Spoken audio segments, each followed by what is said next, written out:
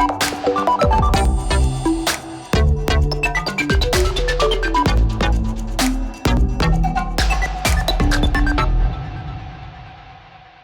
my name is Asha Sampath and welcome to this new edition of Business Africa, your magazine dedicated to the continent's business and economic news. As usual, you can win $150 in our Business Africa game. More details later, but first, today's top stories. Spotlight on the African Union silencing the guns campaign.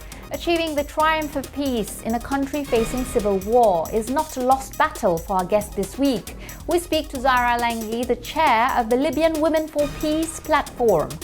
Libya has always been my home. It actually has never left me or left my family, even though we were in exile for quite some time. Also, we focus on agripreneurs in Nigeria with startups striving against the crisis and unemployment. We are thinking of making it big, being an international company, making sure our product gets to all the supermarkets in Nigeria first before we can think about exporting to African countries and maybe the world at large. Ivorian cocoa, a revitalized sector but facing new challenges. It's good news for youth employment and is improving living conditions for planters.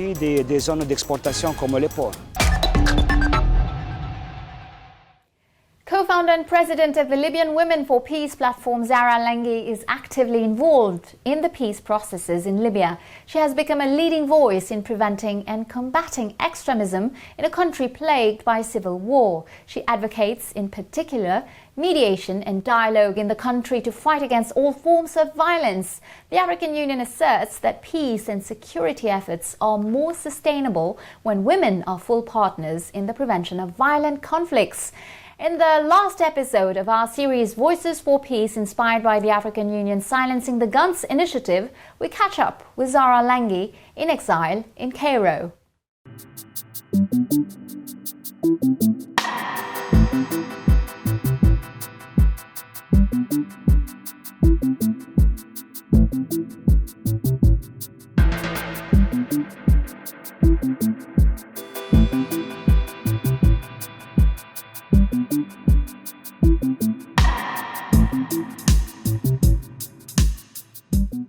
Libya has always been my home. It actually has never left me or left my family, even though we were in exile for quite some time. The Libyan Women's Platform for Peace started as a movement back in 2011, even before Gaddafi was killed. So we came together, 35 women from different walks of life, and decided that women have to be and have to have an important say in the new Libya. And we wanted to have an inclusive transition that is based on transitional or restorative justice, that is based on rule of law, respect of human rights, and also where there is gender equality. We felt from early on that women were excluded by different factions, be it tribal, so-called civil liberal, but they are all patriarchal. And they see no place for women in politics. They only instrumentalize and use women for their own agendas. So one of the biggest problems in Western media is that they tend to ignore the history and that women in Libya used to play a role and still continue to play the role, but their role needs to be highlighted. So they have been, and we've worked closely with these women and asked them, who are your role models? They did not say our role model is a Western feminist. They've seen their grandmothers play a role in their society in reconciliation, and we need to invest on what we have in order to have the legitimacy. We need, when we talk about women's rights, about the role of women in peace, in reconciliation, it does not come as a Western intervention policy. No, in fact, it resonates with Libyan culture. I always call it a gender paradox.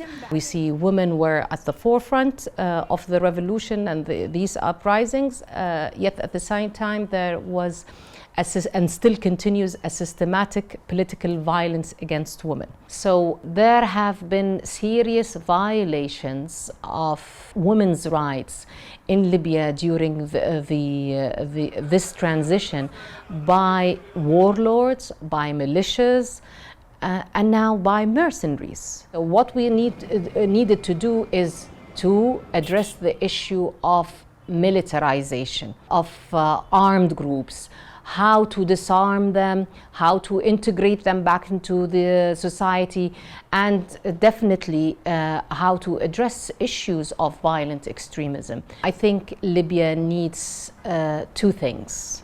It needs a resetting of all its institutions, because at the moment we have more of a kleptocracy, institutionalized corruption, and lack of legitimacy of its state institutions. And we can only do that through elections. We need to have a peace process that is people-centered, that brings the social and economic rights of Libyan people at the center of the table of negotiations. It's in order to have a meaningful and sustainable peace process in Libya, the process needs to be inclusive, not inclusive only of Libyan stakeholders, but also of regional and international stakeholders.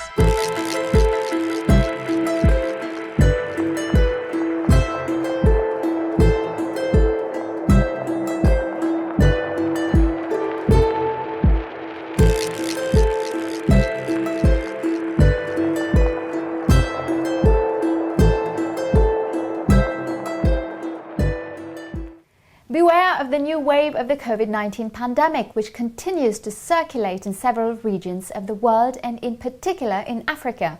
Fortunately, the collaboration between the states of the continent to access the vaccine is starting to bear fruit. The African Union has managed to acquire a total of 670 million doses, and Afreximbank will provide a line of credit of $2 billion to help African countries. They will be able to order the vaccines through an online platform, an effort that has been described as historic by African Union Special Envoy Strive Masiyiwa. This is good news in these times of health crisis. African startups have managed to raise more than $700 million in 2020, or 42.7% more funds mobilized compared to 2019. It's the first time that this threshold is exceeded. Kenya, Nigeria and South Africa take the lion's share of investments, taking 89% of total funds invested. Precisely when we talk about startups, we often think of new technologies and apps. And in doing so, we undoubtedly neglect a whole very dynamic economic segment, which is that of the young agribusiness shoots, determined to combine tradition and progress, who want to meet young Nigerian entrepreneurs who have set up their businesses in a sector that is still growing despite the country's economic difficulties. Take a look. How's this for a perfect way to keep your head above water? Entrepreneur Ayodeju Idowu started an aquaculture farm in Nigeria's Ibadan region. This trained botanist learnt his trade here thanks to the Tropical Agriculture Institute's business incubator. 3 years ago, the institute put up $50,000 to help Idowu and his associates get started. We make use of one abandoned pond. Then, during our own survey, we realized there's a particular abandoned pond somewhere, and we decided, because of our interest, we decided to take it upon ourselves to redredge, to dress the pond, and then that's how we started the business in 2014. The catfish farm was so successful that Idowu had to employ Ridwan to help him. Ridwan's parents could not afford to pay for his studies. Now the 21-year-old can help his family. I I was jobless for more than 9 months, sitting back at home, doing nothing before I gained this job. And after gaining this job has added more value to my life because I've been able to send my brother to university, I pay my sister school fees, and also I'm sending myself to Polytechnic of Ibadan here. And also, it has also aided me. The money I'm getting from this job, I also used to get a motorbike, of which I'm using to transport myself from here to my school. 4 in 10 young Nigerians are out of work. Since its creation in 2012, the incubator has provided training and mentoring for 500 young agribusiness entrepreneurs from several African countries. 80 came from the Ibadan region alone. The institute is spearheading the rebirth of the sector. Quand ils vous présentent leur business plan. They present their business plans and know exactly when they will start making profits. They understand marketing and how to make the most of opportunities in the agricultural sector. They combine markets and social and industrial factors. We didn't know how to do that before.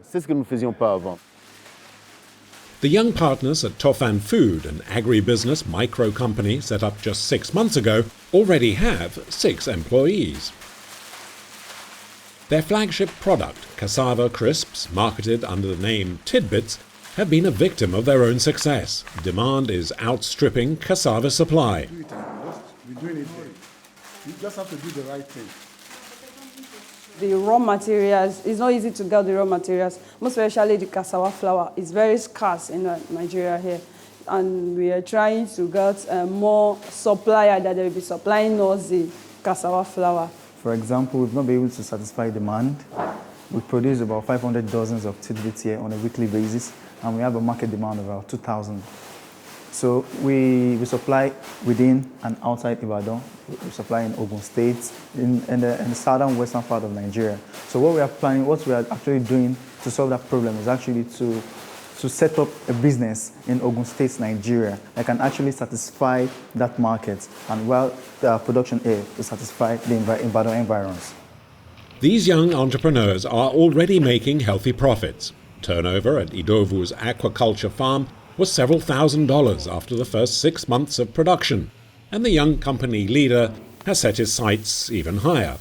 Our plan for the future is to have a replicate of what we currently have now in another location a bit far from here. We want to situate our business in the geopolitical zones of this country so that we can invest all the money in the country. We are thinking of making it big, being an international company, making sure our product gets to all the supermarkets in Nigeria first before we can think about exporting to African countries and maybe the world at large. The young entrepreneurs here at the African Development Bank organized Agripreneurs Forum share a common goal of feeding Africa first and foremost. They also intend to play an active role in the thriving sector seeking greater added value by processing African agricultural produce. This growing awareness of opportunities to be seized will depend, to a great extent, on providing adequate training and mentoring for the continent's future captains of industry.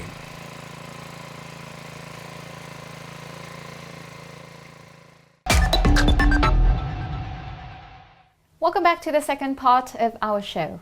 Even though a full economic assessment of the impact of COVID-19 in Africa is premature, we already know that the continent's growth has declined sharply. The gross domestic product would have lost from 2.1 to 4.9% in 2020.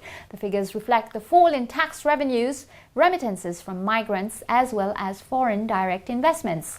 But there's hope if we are to believe the latest report in the 2021 edition of Africa's Development Dynamics, the OECD and the African Union.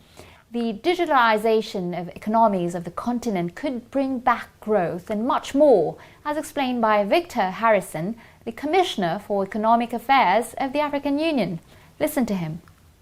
On estime que la digitalisation peut accélérer. Digitization can accelerate the opening up of African societies, boost productive entrepreneurship, promote transparent governance, Une gouvernance transparente peut contribuer and contribute to the diversification of economies, to make them more resilient to macroeconomic shocks and foster regional integration. The report insists in particular on universal access to digital solutions adapted to the local context to make them a productivity lever for SMEs, and currently 58% of the African population now lives in an area covered by 4G networks. Has the Chinese billionaire Jack Ma angered Beijing with the ambitions of its Alipay payment system? In any case, the founder of Alibaba has reappeared after 3 months of absence, a relief as Alipay has to open its African center in Kigali. Donor of medical equipment to Africa during the health crisis, Jack Ma launched in 2017 a $10 million investment fund for startups on the continent, as well as the African Netpreneur Prize associated with the television show Africa's Business Heroes. He's also the promoter of the global e-commerce platform EWTP, in which Rwanda and Ethiopia are the first African participants. For the first time since the 1960s, Nigeria will reform its oil sector, which was hit hard by the recent fall in prices. Parliament will consider new legislation from April to change the structure of the state-owned NNPC, Nigeria National Petroleum Corporation, and the oil and gas revenue sharing system. The objective: better regulate the sector to make it more dynamic and efficient. Let's now remain in the field of raw materials, but this time agricultural in Côte d'Ivoire. The decent income differential, which allows local Ivorian and Ghanaian producers to benefit from $400 for each ton of cocoa sold, is still a source of tension. Producers complain that the clause remains poorly respected by chocolate makers and worry about stocks of unsold beans in some regions. Enough to cast a shadow over a sector that has yet again become promising in recent years, as our journalist Lionel Cauchois observed. Take a look. Driven by demand from China and India, consumption of cocoa has increased by 2% each year. The boom is particularly important for the Ivory Coast, the world's leading producer. With 40% of its beans destined for international markets, cocoa provides a living for 1 in 3 Ivorians. After a decade of civil war and economic problems, the new government launched a wide-ranging reform of the sector in 2012. The real change since 2012 is that we've had organisms such as the FDPCC, the BCC Exchange and the FGCC. They were all shut down because more money was going to these institutions than to the planters. When President Ouattara came to power in 2012, they were replaced by the Coffee Cocoa Council. The organization had also set a guaranteed minimum price for producers that now stands at 825 CFA francs per kilo for the 2019-2020 season. This was a godsend to small-scale producers who make up the majority of cocoa farmers, as prices fluctuated wildly during the political upheavals. Market prices were not respected. Now the buyers have to pay market rates thanks to the sales slips. These are verified regionally by the Coffee Cocoa Council. To maintain its product's international reputation, the government is focusing on quality.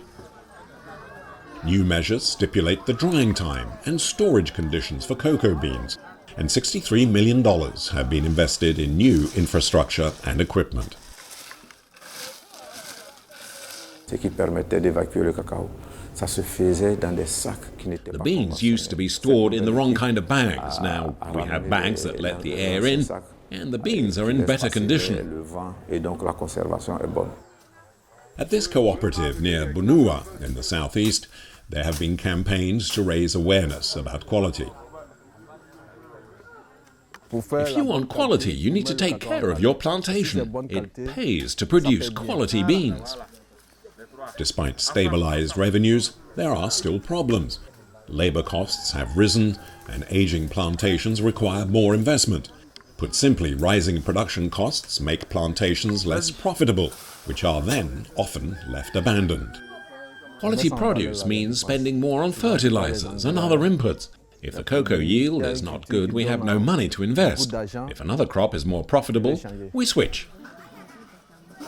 But cocoa's fall from favor was short-lived. As rubber prices fell, lots of young producers went back to the cocoa bean with its promise of higher, more stable earnings.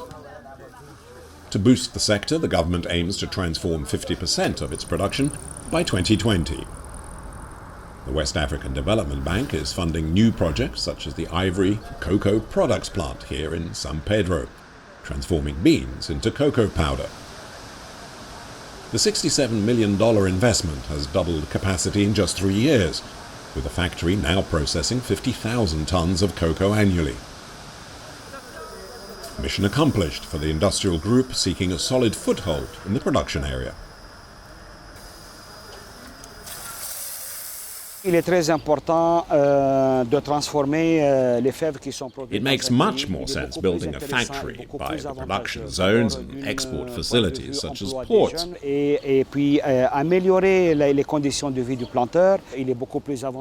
It's good news for youth employment and is improving living conditions for planters. San Pedro Port is the world's main outlet for cocoa bean exports and is the cornerstone of the so-called Cocoa Loop. In 2004, to satisfy global demand, the government launched a vast project to create the Ivory Coast's first deep-water port for huge container ships. The West African Development Bank granted a $10 million loan. Freight traffic at San Pedro Port increased fourfold within just 5 years. A new extension, due to be completed in 2020, will further increase capacity for large vessels and will double the export potential for cocoa. L'objectif de ce projet de développement, c'est de permettre au port. The goal of this development project is to make sure the port fulfills its role as a development pole for western regions of the Ivory Coast and drive integration in the sub-region for the economies of Mali, Guinea and Liberia. Et celle également de Libéria. With its renewed stability, the Ivory Coast accounts for 40% of West Africa's economic activity, with cocoa production alone making up 22% of GDP. Foreign companies are also investing. France's leading chocolate maker, Semois, is working with the Cocoa Coffee Council on a support program providing producers with $12.3 million over 5 years to ensure the sector continues to thrive. Well, it's now time to reward our loyal viewers of Business Africa. It's up to you to answer to the following questions. If you're drawn among those who have given the correct answers, you will win $150. This is game number 543, so listen carefully to the 2 questions that follow, and good luck. First question. When was the Institute of Tropical Agriculture Incubator in Ibadan, Nigeria established? 2002, 2012, 2016? Second question. What's the share of cocoa in West African GDP?